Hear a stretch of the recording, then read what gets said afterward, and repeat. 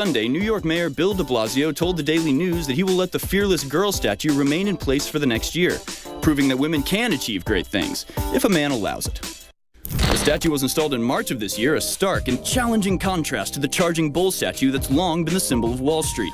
The defiant little girl quickly became a sensation, and perhaps unwittingly, the perfect symbol for modern feminism. For while the bull represents America's animalistic power, the force and energy of an untamed free market, it's now being challenged and defied by a self-important little girl who insists on being the center of attention.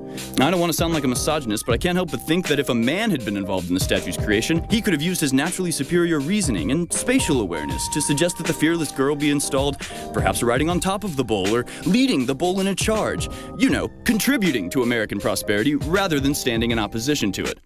But I digress, because whatever its symbolism, the installation depicting an imminent mauling is here to stay, and it's inspiring women all over New York.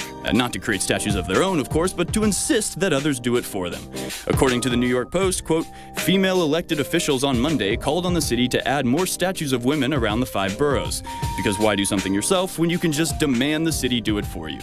Women don't see themselves represented in the streets of New York, said Manhattan Borough President Gail Brewer.